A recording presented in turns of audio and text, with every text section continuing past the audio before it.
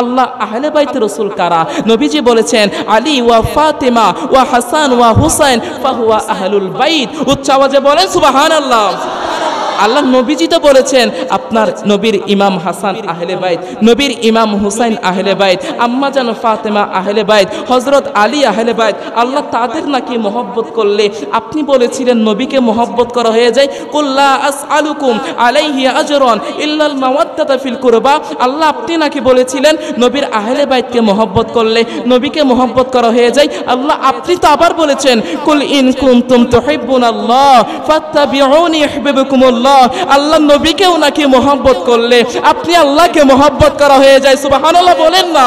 আল্লাহ নবীকে নাকি মহব্বত করলে আপনি আল্লাহকেও মহব্বত করা হয়ে যায়।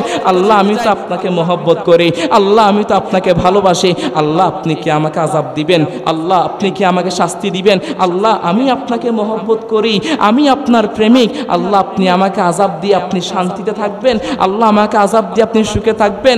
তখন আল্লাহ ফেরেশতাদের বলবে ও আমার ফেরেশতারা, এই বান্দা তো আমি আল্লাহকে বড় মায়ায় ফেলে দিয়েছে, এই বান্দা তো আমি আল্লাহকে বড় মায়ায় ফেলে দিয়েছে, এই বান্দা তো আমি আল্লাহকে বড় মহব্বতে ফেলে দিয়েছে।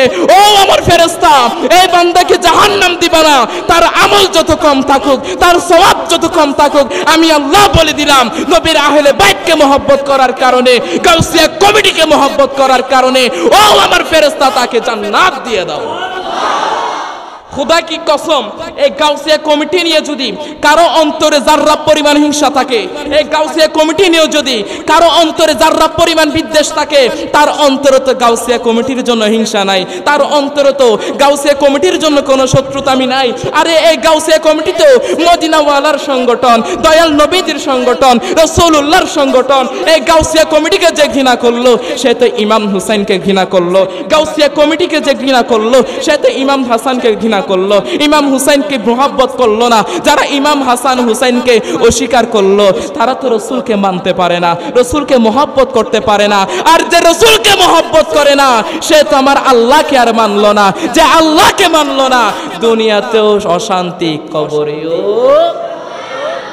আসসালাম এনা সালাম एना सलाम या हुसैन सलाम, जिसने के करबला में अता कर दिया, अपने नाना का वादा वफा कर दिया, जिसने के करबला में अता कर दिया, अपने नाना का वादा वफा कर दिया, सबको उम्मत के खातिर फिदा कर दिया, कर का करे सब सुपर दे खुदा कर दिया, उस हुसैन बिन है दर पे लाखों सलाम, मेरे हुसैन तुझे सलाम, मेरे हुसैन अस्सलाम एना सलाम एना सलाम एना सलाम एना सलाम एना सलाम। হঠাৎ করে একদিন আলা হযরতকে জিজ্ঞেস করা হলো, আলা হযরত আপনার কোনো রোগ তো আমরা পাচ্ছি না, আপনার চেনা জানা মতে কোনো ডাক্তার যদি থাকে আমাদের একটু বলেন, আমরা ওই ডাক্তারের কাছে আপনাকে নিয়ে যাব।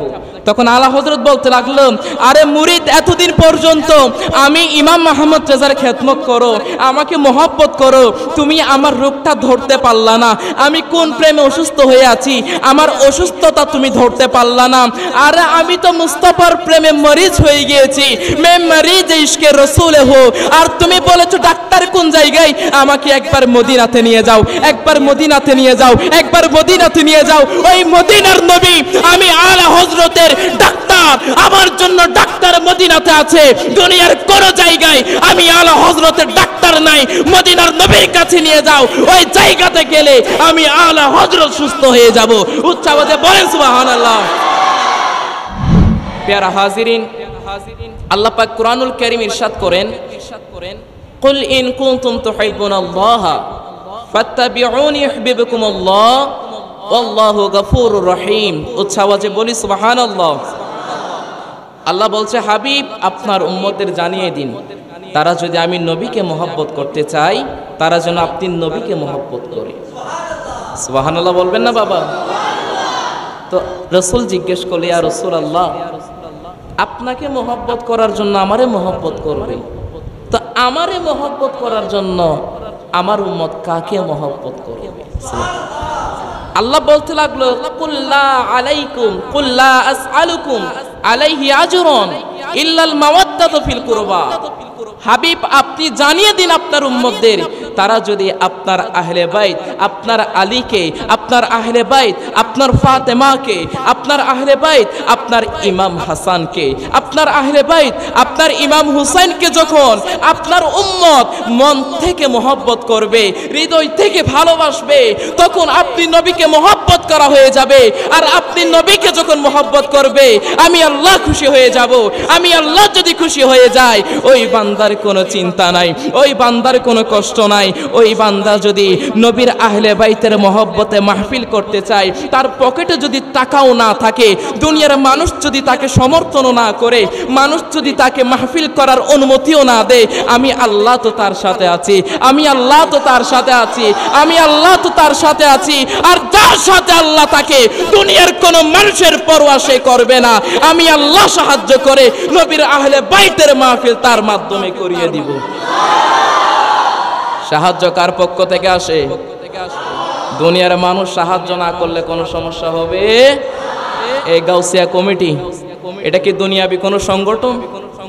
একটু চাওয়াজে বলেন, কোন সংগঠন? এই গাউসিয়া কমিটি প্রতিষ্ঠা করেছেন কে? হুজুর আল্লামা সৈয়দ মোহাম্মদ তৈয়ব শাহ রহমতুল্লাহ আলাই। হুজুর আল্লামা সৈয়দ মোহাম্মদ তৈয়ব শাহ রহমতুল্লাহ আলাই, তিনি কি কোনো সাধারণ ব্যক্তি? তার সাথে নিসবত কার? আহলে বাইতের সাথে।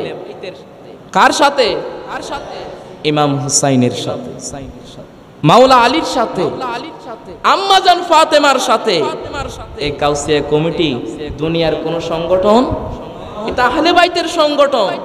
এই সংগঠনের সদস্য কি সবাই হতে পারে? এই সংগঠন কি সবাই মহব্বত করতে পারে? কেউ পারবে না। যদি আপনার নসিবে না থাকে, আপনি মহব্বত না করেন, আপনার ব্যক্তিগত বিষয়। This is your personal matter, এটা আপনার ব্যক্তিগত বিষয়। কিন্তু আপনি ঘৃণা করতে পারেন, আপনার কোনো অধিকার নাই। আপনি যদি গাউসিয়া কমিটিকে মহব্বত করেন, এর যা যা আপনি পাবেন, এর প্রতিদান আপনি পাবেন। খোদা কি কসম, এই গাউসিয়া কমিটি নিয়ে যদি কারো অন্তরে যাররা পরিমাণ হিংসা থাকে, এই গাউসিয়া কমিটি নিয়ে যদি কারো অন্তরে যাররা পরিমাণ বিদ্বেষ থাকে, তার অন্তরে তো গাউসিয়া কমিটির জন্য হিংসা নাই, তার অন্তরে তো গাউসিয়া কমিটির জন্য কোনো শত্রুতামি নাই। আরে এই গাউসিয়া কমিটি তো মদিনাওয়ালার সংগঠন, দয়াল নবীজির সংগঠন, রাসূলুল্লাহর সংগঠন। এই গাউসিয়া কমিটিকে যে ঘৃণা করলো, সে তো ইমাম হুসাইনকে ঘৃণা করলো। গাউসিয়া কমিটিকে যে ঘৃণা করলো, সে তো ইমাম হাসানকে ঘৃণা করলো। ইমাম হুসাইনকে মহব্বত করলো না। যারা ইমাম হাসান হুসাইনকে অস্বীকার করলো, তারা তো রসুলকে মানতে পারে না, রসুলকে মহব্বত করতে পারে না। আর যে রসুলকে মহব্বত করে না, সে তো আমার আল্লাহকে আর মানলো না। যে আল্লাহকে মানলো না, দুনিয়াতেও অশান্তি, কবরেও। গাউসিয়া কমিটিরে যে মানলো, দুনিয়াতেও শান্তি, কবরেও। আল্লাহ পাক গাউসিয়া কমিটির সদস্য না হলেও সে গাউসিয়া কমিটিকে আমাদের সকলকে মহব্বত করার তৌফিক দান করে, বলে আমিন। আমি কোন গাউসিয়া কমিটির সদস্য না, বাংলাদেশের কোন গাউসিয়া কমিটির পদে আমি নেই, কিন্তু আমি গাউসিয়া কমিটিকে মহব্বত করি। গাউসিয়া কমিটিকে মহব্বত করার জন্য গাউসিয়া কমিটির সদস্য হতে হবে এমন কোন কথা কোরআন হাদিসে লেখা নাই। কিন্তু গাউসিয়া কমিটির মহব্বত করি কেন? কারণ গাউসিয়া কমিটি মনের চোখ দিয়ে দেখার আগে আপনি দেহের চোখ দিয়ে যদি দেখেন, এই গাউসিয়া কমিটি হচ্ছে মানবতার সংগঠন। কথা বলেন ঠিক কিনা বলেন? এই গাউসিয়া কমিটি হচ্ছে মানবতার সংগঠন। কেমন মানবতার সংগঠন? 2020 সালের করোনাতে আপনারা দেখেছিলেন, করোনাতে যখন স্বামী তার স্ত্রীকে রেখে চলে যাচ্ছে, স্ত্রী করোনার খবর শুনে তার স্বামীকে রেখে চলে যাচ্ছে, সন্তান তার মাকে রেখে চলে যাচ্ছে, সন্তান তার বাবাকে রেখে চলে যাচ্ছে। তারে জিজ্ঞেস করা হলো, কিরে এই না তোর মা, কিরে এই না তোর বাবা, কিরে বউ, তোমার স্বামীরে রেখে কেন চলে যাচ্ছ? কিরে স্বামী, যে স্ত্রীর সাথে তুমি কবর পর্যন্ত সময় কাটানোর নিয়ত করেছো, সেই স্ত্রীকে রেখে কেন তুমি চলে যাচ্ছ? তখন তারা উত্তর দিল, আরে করোনা তো একটা ভাইরাস, আমি যদি তার কাছে চলে যাই আমিও তো আক্রান্ত হয়ে যাব, আমিও যদি আক্রান্ত হয়ে যাই আমিও তো মারা যাব, সে একজন মরলে একা মরুক না, আমারও মরার কি দরকার? এমন অনেক কথা আমরা করোনার সময় শুনেছিলাম কিনা? আমরা শুনেছি। তখনই আমাদের মহব্বতের সংগঠন গাউসিয়া কমিটির সৈনিকরা, আহলে বাইতের প্রেমিকরা, রাসূলুল্লাহর প্রেমিকরা, তারা ভয়কে ভয় মনে করে নাই, করোনাকে করোনা মনে করে নাই, ভাইরাসকে ভাইরাস মনে না করে তারা সেই করোনায় আক্রান্ত মৃত ব্যক্তিদের গোসল আর দাফনের ব্যবস্থা করে তাদের নামাজের জানাজা পড়িয়ে মানুষের জীবনের শেষ ঠিকানা যেটায় সেই কবরে পর্যন্ত দাফন করে এসেছে। উচ্চ আওয়াজে বলেন সুবহানাল্লাহ। গাউসিয়া কমিটি কি কোনো সাধারণ সংগঠন? এটা দেহের চোখ দিয়ে দেখলাম। কিসের চোখ? দেহের চোখে মানবতার সংগঠন, আর মনের চোখ দিয়ে দেখলে এটা আমাদের জান্নাতের সার্টিফিকেট। কথা বলেন ঠিক কিনা বলেন? গাউসিয়া কমিটির সৈনিক যারা, গাউসিয়া কমিটির সদস্য যারা, আপনারা মনে করছেন দুনিয়াতে আমরা একটা টাকা পয়সা তুলে সোহদাই কারবালার মাহফিল করে বিরানির ডেকসির বিরানি ভাগে যুগে খাইয়া মাহফিল শেষ করে দিলাম। গাউসিয়া কমিটির কাজ এতটুকুতে সীমাবদ্ধ না। আপনি যখন কিয়ামতের ময়দানে নামাজের কোনো হিসাব আপনি দিতে পারবেন না। আল্লাহ যখন জিজ্ঞেস করবে, বান্দা তোমাকে তো আমি রোজা রাখার সুযোগ দিয়েছিলাম, তুমি রোজা কেন রাখলা না? বান্দা তোমাকে তো অনেক অর্থ সম্পদ আমি রব্বুল আলামিন দিয়েছিলাম, তুমি কেন হজ আদায় করো নাই? তোমাকে তো অনেক ধন দৌলত দিয়েছিলাম, তুমি কেন যাকাত আদায় করো নাই? বান্দা আমি তো তোমাকে হায়াত দিয়েছিলাম, তুমি কেন সময় মতো নামাজটা পড়ো নাই? আপনি যখন কোনো হিসাব রবের কাছে দিতে পারবেন না, কোনো জবাব রবের কাছে দিতে পারবেন না, তখন যদি সত্যিকারের অর্থে গাউসিয়া কমিটির প্রেমিক হয়ে থাকেন, গাউসিয়া কমিটির প্রেমিক হয়ে থাকেন, গাউসিয়া কমিটির আশিক হয়ে থাকেন, আপনি বলবেন, আল্লাহ আমি তো গাউসিয়া কমিটিকে মহব্বত করতাম, আল্লাহ গাউসিয়া কমিটিকে ভালোবাসতাম, আল্লাহ গাউসিয়া কমিটিকে মহব্বত করলে তো আহলে বাইতে রাসূলকে মহব্বত করা হয়ে যায়, আহলে বাইতে রাসূলকে মহব্বত করা হয়ে যায়। আল্লাহ আহলে বাইতে রাসূল কারা? নবীজি বলেছেন, আলী ওয়া ফাতিমা ওয়া হাসান ওয়া হুসাইন ফাহুয়া আহলুল বাইত। উচ্চ আওয়াজে বলেন সুবহানাল্লাহ। আল্লাহ নবীজি তো বলেছেন, আপনার নবীর ইমাম হাসান আহলে বাইত, নবীর ইমাম হুসাইন আহলে বাইত, আম্মা জান ফাতেমা আহলে বাইত, হযরত আলী আহলে বাইত। আল্লাহ তাদের নাকি মহব্বত করলে আপনি বলেছিলেন নবীকে মহব্বত করা হয়ে যায়। কুল্লা আলাইকুম কুল্লা আসআলুকুম আলাইহি আজরান ইল্লাল মাওয়াদ্দাতা ফিল কুরবা। আল্লাহ আপনি নাকি বলেছিলেন নবীর আহলে বাইতকে মহব্বত করলে নবীকে মহব্বত করা হয়ে যায়। আল্লাহ আপনি তো আবার বলেছেন, কুল ইন কুনতুম তুহিব্বুনাল্লাহ ফাত্তাবি আল্লাহ নবীকেও নাকি মহব্বত করলে আপনি আল্লাহকে মহব্বত করা হয়ে যায়। সুবহানাল্লাহ বলেন না। আল্লাহ নবীকে নাকি মহব্বত করলে আপনি আল্লাহকেও মহব্বত করা হয়ে যায়। আল্লাহ আমি তো আপনাকে মহব্বত করি, আল্লাহ আমি তো আপনাকে ভালোবাসি, আল্লাহ আপনি কি আমাকে আযাব দিবেন? আল্লাহ আপনি কি আমাকে শাস্তি দিবেন? আল্লাহ আমি আপনাকে মহব্বত করি, আমি আপনার প্রেমিক, আল্লাহ আপনি আমাকে আযাব দিয়ে আপনি শান্তিতে থাকবেন, আল্লাহ আমাকে আযাব দিয়ে আপনি সুখে থাকবেন। তখন আল্লাহ ফেরেশতাদের বলবে, ও আমার ফেরেশতারা, এই বান্দা তো আমি আল্লাহকে বড় মায়ায় ফেলে দিয়েছে, এই বান্দা তো আমি আল্লাহকে বড় মায়ায় ফেলে দিয়েছে, এই বান্দা তো আমি আল্লাহকে বড় মহব্বতে ফেলে দিয়েছে। ও আমার ফেরেশতা, এই বান্দাকে জাহান্নাম দিবা না, তার আমল যত কম থাকুক, তার সওয়াব যত কম থাকুক, আমি আল্লাহ বলে দিলাম নবীর আহলে বাইতকে মহব্বত করার কারণে, গাউসিয়া কমিটিকে মহব্বত করার কারণে, ও আমার ফেরেশতা তাকে জান্নাত দিয়ে দাও। গাউসিয়া কমিটির মাহফিলে আমরা বসলাম। যার তার নসিবে লেখা থাকে, যে কোনো জায়গায় লেখা থাকে, পৃথিবীতে কি জায়গার অভাব আছে? এই মসজিদে কেন হইল? আল্লাহ কবুল করেছি। আল্লাহ আমাদের সকলের আশা বসা সবকিছু কবুল করে। মহব্বত বলি আমিন। সকলে মহব্বতে দুরূদ পড়ি আল্লাহুম্মা।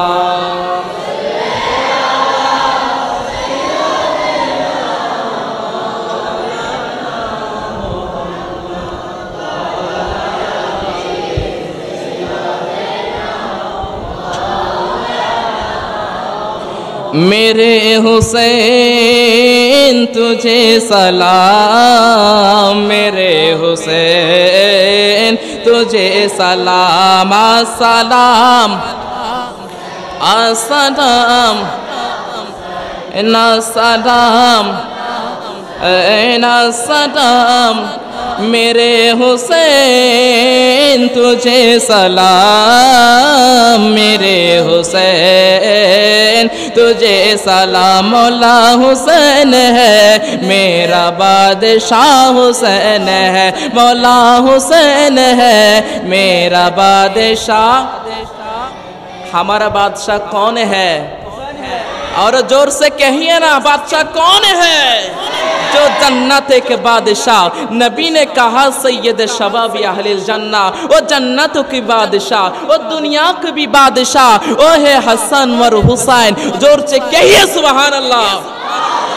इसलिए शायर कहता है मेरा बादशाह, मेरा बादशाह, मेरा बादशाह, अस्सलाम ऐना सलाम ऐना सलाम या हुसैन सलाम, जिस नह के करबला में अता कर दिया, अपने नाना का वादा वफा कर दिया, जिस नह के करबला में अता कर दिया, अपने नाना का वादा वफा कर दिया, सबको उम्मत के खातिर फिदा कर दिया, कर का करे सब सुपर दे खुदा कर दिया, उसे हुसैन बिन है दर पे लाखों सलाम, मेरे हुसैन तुझे सलाम, मेरे हुसैन अस्सलाम ऐना सलाम ऐना सलाम ऐना सलाम ऐना सलाम ऐना सलाम। इमाम हुसैन রাদিয়াল্লাহু তাআলা আনহু নবীজির কেমন আদরের নাতি। দয়াল নবী দুনিয়া থেকে পর্দা বরণ করে ফেলার পরে তো কারবালার যুদ্ধ হয়েছিল। ইমাম হুসাইন যখন কারবালার ময়দানে তিনি ইয়াজিদ বাহিনীর সাথে যুদ্ধ করছে, রাইসুল মুফাসসিরিন হযরত আব্দুল্লাহ ইবনে আব্বাস রাদিয়াল্লাহু তাআলা আনহু তিনি বর্ণনা করেন, তিনি হঠাৎ করে একদিন দুপুর বেলায় ঘুম থেকে তিনি উঠে যায়। তিনি ঘুম থেকে ওঠার পর তিনি বড় ভয় পেয়ে যায়। তিনি ঘুমের ভিতর স্বপ্ন দেখতে পেলেন। স্বপ্নের ভিতর তিনি আখিরি জামানার নবী মুহাম্মদ রাসূলুল্লাহকে দেখতে পায়। আব্দুল্লাহ ইবনে আব্বাস তিনি ঘুমের ভেতর স্বপ্নের ভেতর রাসূলুল্লাহকে দেখতে পেল। আরে রাসূলুল্লাহকে যদি কেউ স্বপ্নের ভেতর থেকে, ওই ব্যক্তি কখনো মিথ্যা হতে পারে? কারণ শয়তান দুনিয়ার কোন মানুষ রাসূলের সুরত ধারণ করতে পারে। তিনি বুঝতে পারলেন এই স্বপ্ন কোনো মিথ্যা স্বপ্ন না, এই স্বপ্ন আল্লাহর পক্ষ থেকে এসেছে, এই স্বপ্ন রাসূলুল্লাহর পক্ষ থেকে এসেছে। আব্দুল্লাহ ইবনে আব্বাস রাসূলুল্লাহকে দেখতে পেল, রাসূলুল্লাহর দাড়ি মুবারক খুব এলোমেলো হয়ে গিয়েছে। আব্দুল্লাহ ইবনে আব্বাস দেখতে পায় রাসূলুল্লাহর চুল মুবারক বাবলি সুন্দর চুল মুবারক বড় এলোমেলো হয়ে গিয়েছে। রাসূলুল্লাহর শরীরের জামা ধুলাবালিতে ময়লা যুক্ত হয়ে গিয়েছে। আব্দুল্লাহ ইবনে আব্বাস এবার জিজ্ঞেস করল, ইয়া রাসূলুল্লাহ, আপনি থাকবেন বাদশার মতো, আপনি থাকবেন রাজার মতো, ইয়া রাসূলুল্লাহ আপনার শরীরে তো ময়লা আসলো কোন জায়গা থেকে? রাসূলুল্লাহ বলতে লাগলো, আব্বাস তুমি কি জানো আমি কোন জায়গা থেকে আসছি? আব্বাস তুমি কি জানো আমি কোন জায়গা থেকে আসছি? যে জায়গাতে আমার আওলাদ ইমাম হুসাইনকে শহীদ করা হচ্ছে, যে জায়গাতে আমার আওলাদ ইমাম হুসাইনকে কতল করা হচ্ছে, যে জায়গাতে ইবনে সাদ উবাইদুল্লাহ বিন জিয়াদ আমার আওলাদের উপর আঘাত করছে, ঘোড়ার উপর বসে বসে যখন আমার ইমাম হুসাইন যুদ্ধ করতে করতে 132টা তীরের আঘাত, 72টা বর্ষার আঘাত, 24টা তলোয়ারের আঘাত যখন সহ্য করতে না পেরে সে ঘোড়া থেকে পড়ে যায়, তখন আমার ইমাম হুসাইনকে বাঁচানোর জন্য আমি নবী তো সে ময়দানে চলে গিয়েছি, আমি নবী তো সে ময়দানে হাজির হয়ে গিয়েছি। আমার ইমাম হুসাইনকে বাঁচানোর জন্য আমিও মাটিতে গড়াগড়ি শুরু করে দিয়েছি, আমিও ইমাম হুসাইনকে বাঁচানোর জন্য আমিও তাদের সাথে যুদ্ধ করতে লাগলাম। কিন্তু আল্লাহ তো আগ থেকে লিখে রেখেছেন আমার হুসাইন ইসলামের জন্য শহীদ হয়ে যাবে। আল্লাহ তো আগ থেকে নসিবে লিখে রেখেছেন আমার হুসাইনকে শহীদ করার মাধ্যমে ইসলামকে আবার জিন্দা করবে।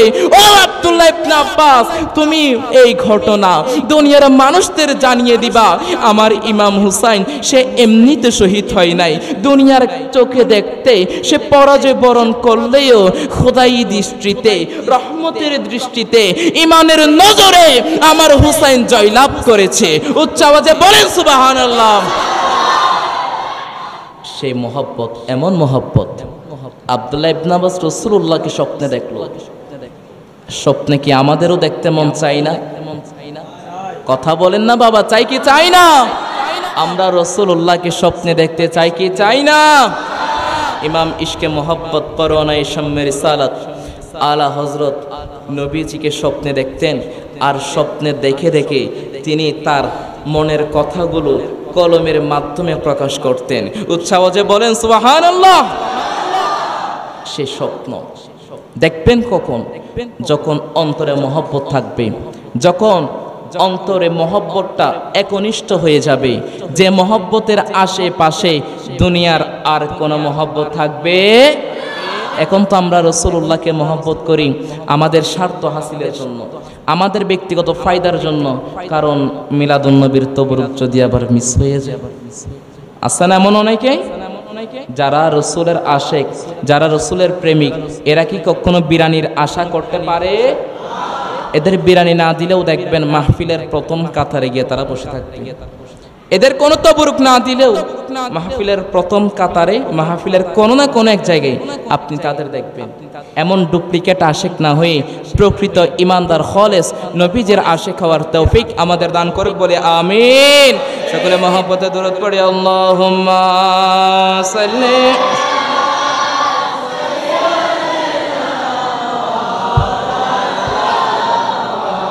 ওয়ালা আলি সাইয়্যিদিনা मैं बड़ा अमीर कबीर हूँ,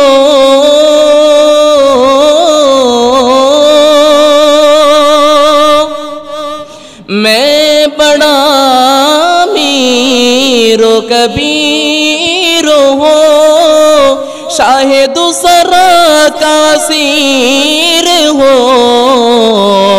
दर मुस्तफा का फकीर हो, मेरे रिफ़ाअतों में नसीब है, मेरे भी लब है नबी नबी, मेरा दिल मुकामे हबीब है,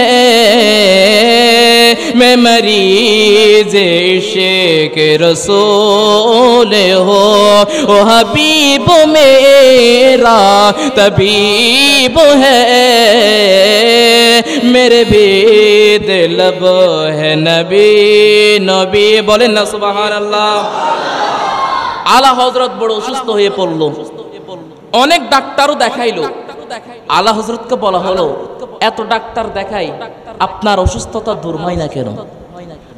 এত ডাক্তার দেখাচ্ছি আপনার রোগ দূর হয় না কেন?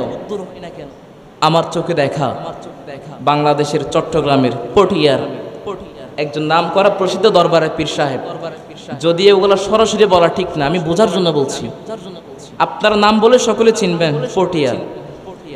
উনি একদম সুস্থ মানুষ, উনি শেষ বয়সে, তার এখন শেষ বয়স চলছে। আপনারা গেলে অনেক সময় দেখবেন, যদি কারো চেনা জানা থাকে আমার কথায় বুঝে ফেলবেন, উনি এরকম সাদা পাঞ্জাবি পরানোর সময় আর নয়তোবা সাদা গেঞ্জি আর সাদা লুঙ্গি পরে প্রায় সময় বসে থাকে। প্রায় সময় তিনি এমন করে শুয়ে থাকে, দেখলে মনে হয় যেন তিনি অসুস্থ। এখন তার সন্তানের আওলাদ যারা আছে তারা তাকে অনেক ডাক্তার দেখাবো, কিন্তু ডাক্তার কোনো রোগ ধরতে পারে না, ডাক্তার কোনো রোগ ধরতে পারে না। অনেক চিকিৎসা করলো, তার ট্রিটমেন্টে কোনো কাজ হয় না। শেষমেশ ওনাকে ইন্ডিয়া পর্যন্ত নিয়ে যাওয়ার প্ল্যান করলো। হঠাৎ করে তার সন্তানেরা একদিন ঘুমে দেখতে পায় একজন সাদা দাড়িওয়ালা ব্যক্তি এসে তার সন্তানদের বলছে, তোমার বাবার কোনো চিকিৎসার করবা না, এত দুনিয়া ট্রিটমেন্ট করে কি হবে, তোমার বাবা তো মাওলা আর মাওলার রসুলের প্রেমে দিওয়ানা হয়ে অসুস্থ হয়ে আছে, এত ট্রিটমেন্ট করে কি হবে। তার সন্তানরা বুঝতে পারলো দাদাও ছিল আল্লাহর ওলি, বাবাও সেই সিলসিলার অনুসারে বাবাও হয়ে যাচ্ছে আল্লাহর ওলি। এই স্বপ্ন দুনিয়ার কোন ব্যক্তির তরফ থেকে আসে নাই, স্বয়ং মাওলার তরফ থেকে এসে বুঝিয়ে দিয়েছে দুনিয়ার প্রেমে যারা আক্রান্ত থাকে না তারা রসুলের প্রেমে অসুস্থ হয়ে যায়, আর রসুলের প্রেমে যারা অসুস্থ হয়ে যায় তাদের দায়িত্ব আল্লাহ ও তার রসুল নিয়ে নেয়। উচ্চ আওয়াজে বলেন সুবহানাল্লাহ। তো আলা হযরত তিনি অসুস্থ হয়ে পড়লো। সেম দ্যাট আলা হযরতের অনেক মুরিদরা জিজ্ঞেস করলো, আলা হযরত আপনার কি হয়েছে, আপনি এত অসুস্থ কেন, আপনার কি হয়েছে? অনেক ডাক্তার দেখালো, কিন্তু আলা হযরতের চিকিৎসা করে কোনো অসুখ পাওয়া যাচ্ছে না, কোনো রোগ পাওয়া যাচ্ছে না।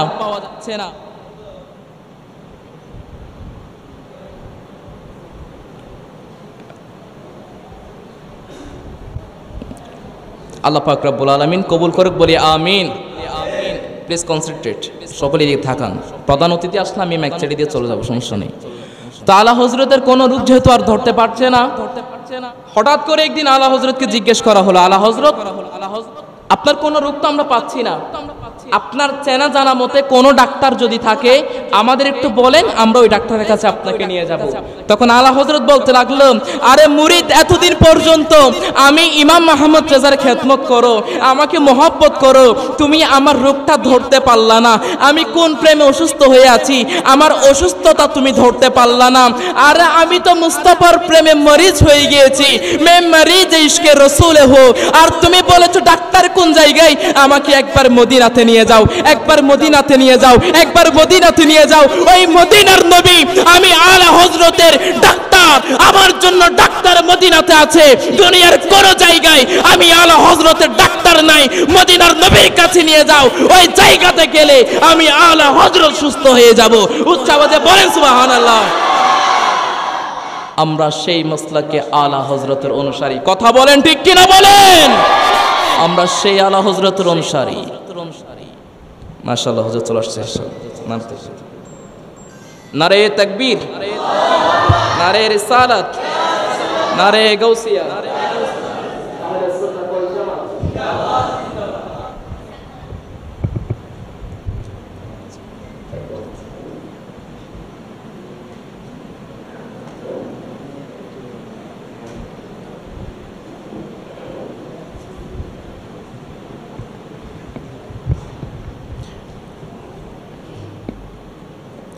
হুজুর আসাতে আপনারা খুশি নাকি নারাজ? যারা যারা খুশি মহব্বতে ইমানি আওয়াজে যতটুকু শক্তি আছে তত উচ্চ আওয়াজে বলি মারহাবা। আল্লাহ পাক এই মহব্বতকে কবুল করে বলি আমিন। প্রিয় ভাই, আমাদের অনেক সিনিয়র, আমরা যাদের দেখে আমরা সামনে এগিয়ে যাওয়ার স্বপ্ন দেখি, আমরা যাদের দেখার মাধ্যমে সামনে এগিয়ে যাওয়ার অনুপ্রেরণা পাই। আমার বড় ভাই সাকওয়াত রাজা কাদেরী, যার সাথে আমি ছোটবেলা থেকে একসাথে ছিলাম, তো ভাইকেও দেখি এতটুকু পর্যন্ত আমার আশা, তো ভাই বড় ভাইদেরও দেখার মাধ্যমে এতটুকু আমাদের পথ চলা। আল্লাহ পাক যেন এই ভাইদের সুন্নিয়তের আইকন হিসেবে, আইডল হিসেবে দিন রাত পরিশ্রম করে প্রোগ্রাম করে অনেক দূরে প্রোগ্রাম করতে আসা অনেক কষ্টদায়ক। আসলে একজন বক্তা হলে বোঝা যায় একজন বক্তার কষ্ট কেমন। তো আল্লাহ পাক রব্বুল আলামিন এই খ্যাতমতটুকু সব কিছু মাওলা এবং মাওলা রসুলের জন্য কবুল করে মহব্বতে বলে আমিন। সুতরাং আমি আর দেরি করছি না, সংক্ষিপ্ত সময়ে একটি কথাই বলবো। যতদিন দেহে প্রাণ আছে, যতদিন আপনার কণ্ঠে কথা বলার মতো শক্তি থাকবে, ততদিন জবান দিয়ে ইয়া রাসূলুল্লাহ স্লোগান বলতে থাকবেন, ইয়া রাসূলুল্লাহ স্লোগান বলতে থাকবেন, ইয়া হাবিবাল্লাহ স্লোগান দিতে থাকবেন, ইয়া হাবিবাল্লাহ স্লোগান দিতে থাকবেন। আপনার কণ্ঠ থেকে যদি রাসূলুল্লাহর শান বের হতে থাকে, দুনিয়ার কোনো দালালি আপনার জবান থেকে আর বের হবে। আমরা সুন্নিরা কারো দালাল না, আমরা সুন্নিরা একমাত্র আশেক মদিনাওয়ালার। কথা বলেন ঠিক কিনা বলেন?